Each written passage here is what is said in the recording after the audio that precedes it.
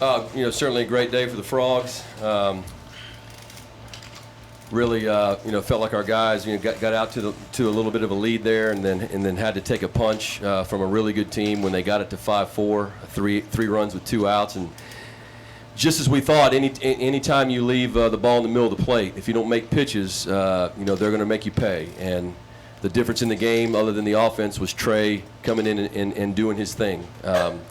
It's what he's done his entire career, is changed the pace of games. And even though we were winning, if anything, the momentum was right smack dab in between the two teams, and I thought Trey settled that down. And then the second time through the order against Vincent, we got some good swings, and it seemed like every ball we put in play, was either hit hard or had eyes. So a lot of things went our way today, but we haven't won anything, and so we'll take it, but it's time to flush it and move on. Questions for student athletes? Trey, you only pitched once in the regional. Were you waiting to make a mark here in the postseason? Not really. I was ready to hear my name called, like I always am, but I wasn't expecting or not expecting to pitch. I knew that if the team needed me, that I was ready to go. So that's pretty much what I was focused on, just being ready at any time. How do you feel like you pitched?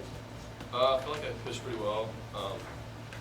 I was pretty much just filling up the strike zone at the bottom, just trying to get them out early because I know they like to swing. So I just figured execute pitches at the bottom zone and they'll get themselves out, which I did a pretty good job of today. You went 4 today in the heat. How'd you feel? Can you go tomorrow? Probably not tomorrow. Definitely Monday though. Definitely ready to go Monday. Garrett, come off big regional and then lead your team today, 4 hits. Your team was knocking the ball around all over and you led that charge. Tell us a little bit, were you guys seeing pitches up in the zone today? What was happening for you guys to be hitting so well? We had a really good scouting report on Grayson, and we knew that he liked his fastball a lot, and so we were ready to hit a fastball. I think we did a really good job of eliminating the pitches down in the zone and up in the zone, but just really focusing on our pitch and putting our best swing on a pitch that we're ready to hit, and I think we did a really good job on it today. Derek, how much did it fire the team up? Jeremy, takes the extra base in the first inning. Nolan goes from second to third on the ball to the 5 feet away. How much did that kind of get you guys fired up, the way you guys aggressive in the other bases? Those kind of plays are huge, but Coach Slosh showed us a video, this earlier this afternoon, or yesterday actually, and inspired us to play like Pete Rose. And I think that, we all kind of took something from that and, played a little bit extra harder after watching that video. But, that's kind of how our program has been focused around hustle, since Coach Schlossnagel's been here. And so I think we just stepped that up and took it to another level today. Derek, what was in the video? Pete Rose.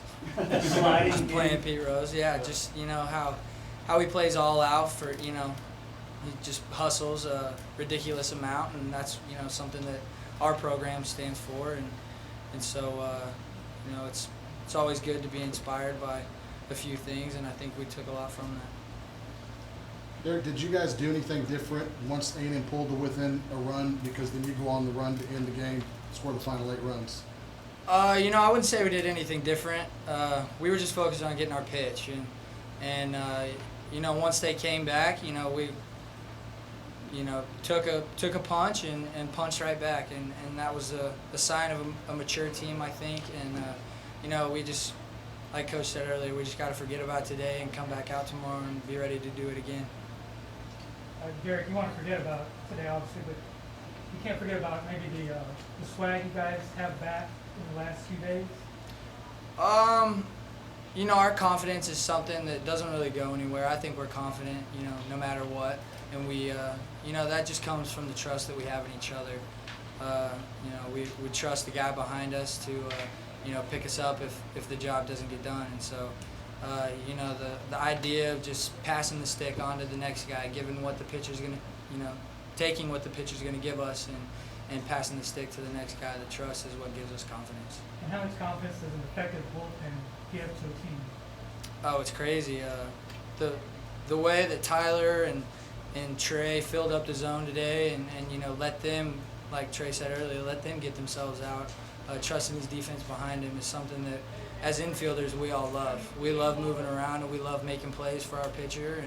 And when the game gets in a lull is when, you know, strikes aren't being thrown. So, you know, they did a really great job of that today. And so.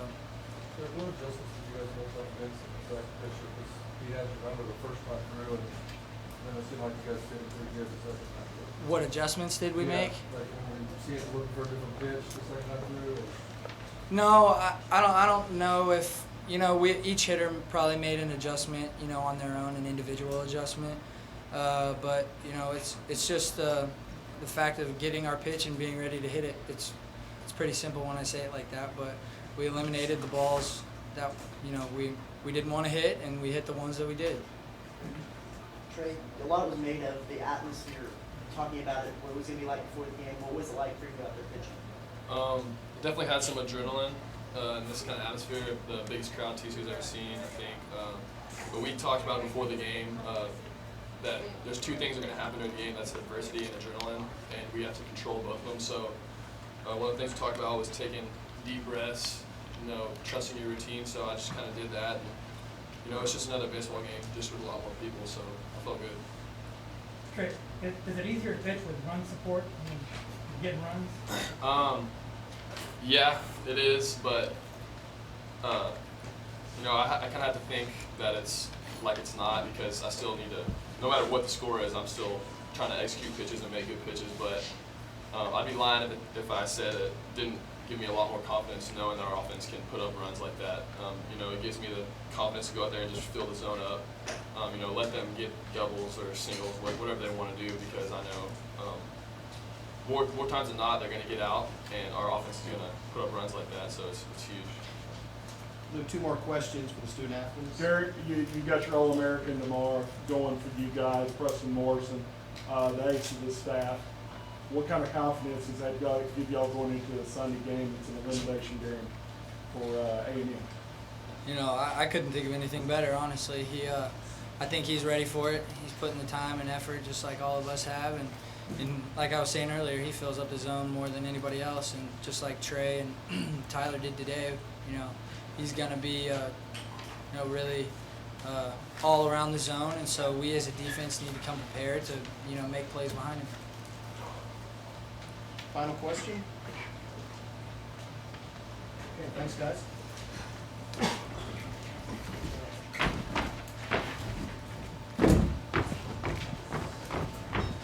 Okay, fire away for Coach Schlossnagle.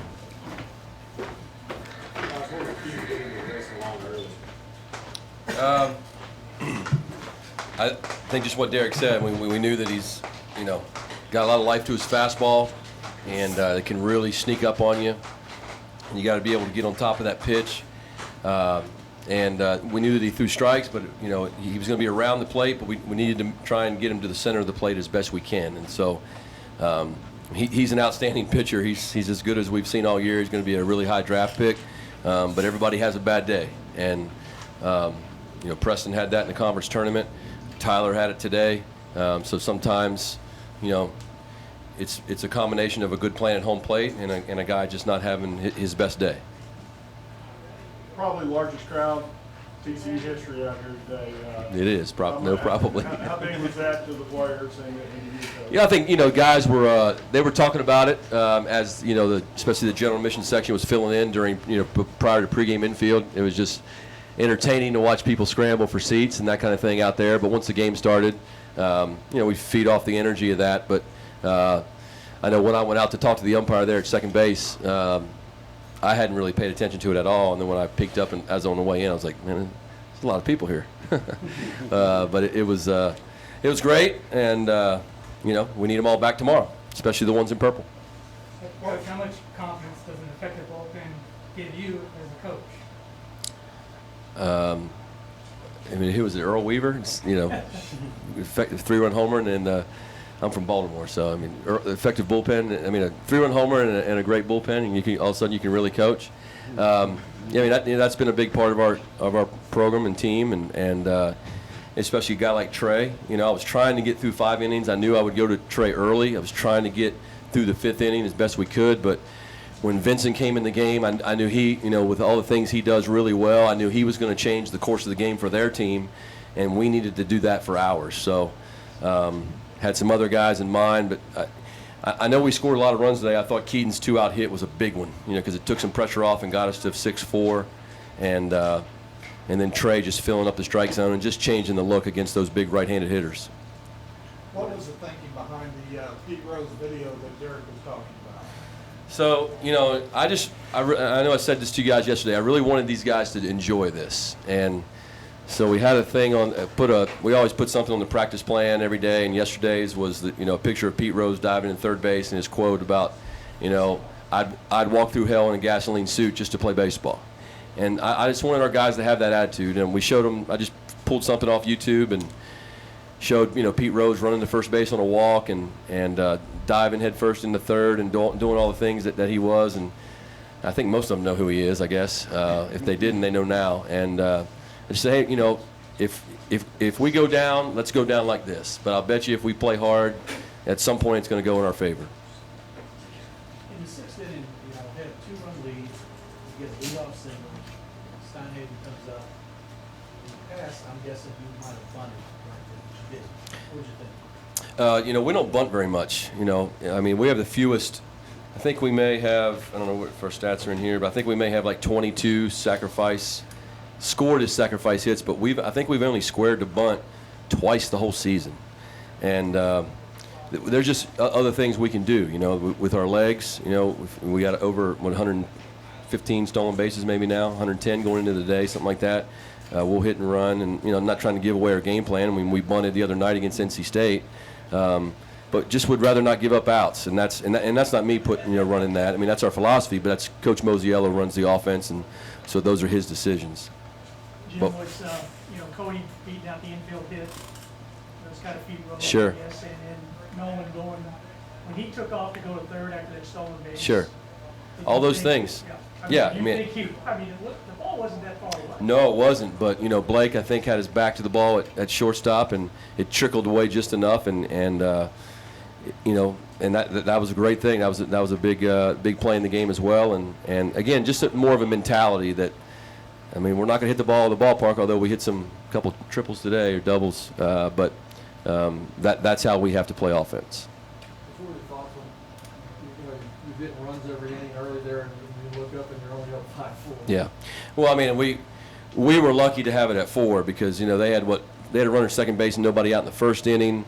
We got out of a first and third, nobody out, or 1 out with Taylor up in whatever inning that was.